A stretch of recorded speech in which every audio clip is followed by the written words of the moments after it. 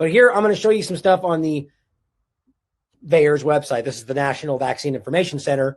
Search VAERS database. This is the one. I think this is the one that's based out of. I'm not even sure, to be honest. But there's this one,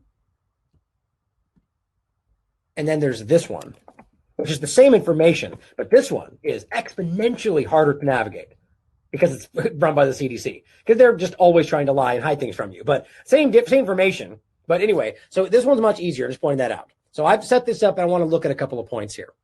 First off, here is search results by age and vaccine type. And I want to just show you, so this is about just side effects in general, ranging from headaches and whatever else to death.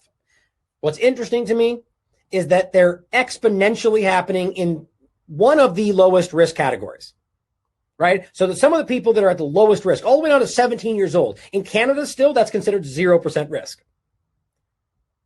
That's where the highest amount of issues are taking place. I've shown you this before, but I just think that is so obviously not okay. It shows you that you're putting people at risk that are not at risk. Maybe that's the whole point, though. But going forward, I want to show you something interesting here. Just first off, that I want you to recognize that these are all adverse events that are being reported. So ask yourself how it's possible that 63 of them were when children under 3 years old. Remember, I was just talking about this? How is that possible? I thought it's illegal right now to go under 12. And some of these are from a long time ago. So realize that they've already been injecting children well below the age they were allowed to because, well, COVID's dangerous and we'll do it anyway. Of course, because that's safe, right? The group that we haven't tested it on is safe because COVID's so dangerous, even though we don't know the side effects. Benefits outweigh the risks, except we don't know the risks. And actually, we don't know the benefits. Just realize that right now in hospitals around the world and nursing, wherever, in Walgreens and Publix, it's probably places like that. It's probably the Waffle Houses and the Krispy Kremes and the Publix and Walgreens that are giving this to children under 3 years old because they just think they should, because the media has warped their brains into thinking this is the most important thing in their lives. But how about 3 to 6? Here's 7. Same thing. 6 to 9. Here's 12 of them.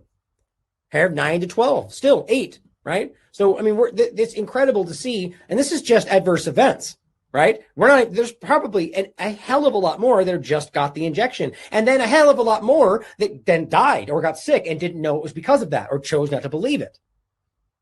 There's so much of this off the rails. My point I keep saying about giving these injections in bars or in Walgreens where they literally don't have the appropriate equipment to deal with the possible side effects like the FDA says they need to. Why is nobody talking about this stuff? Why is it not off? Because we know why, but hopefully people out there can see that the mainstream media is, if you actually thought they were journalists, not doing their job. That is a huge, obvious point. But going forward, I found something else interesting. Oh, well, just to point this out, COVID-19 hospital patients tend to be younger now. Oh, weird. All of a sudden, they're younger. It's as if everything's changed. What's actually changed? Well, the vaccine administration has changed, right? Hospitals are seeing fewer COVID-19 patients, but increasingly the ones who land in the hospital are 50 or younger, according to national data. Well, what does that correlate with? What does that correlate with?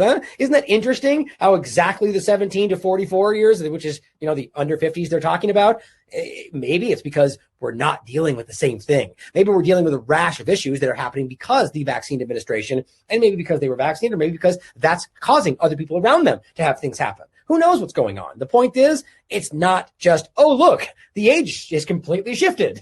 Well, for no reason, and we're just going to pretend like that makes sense.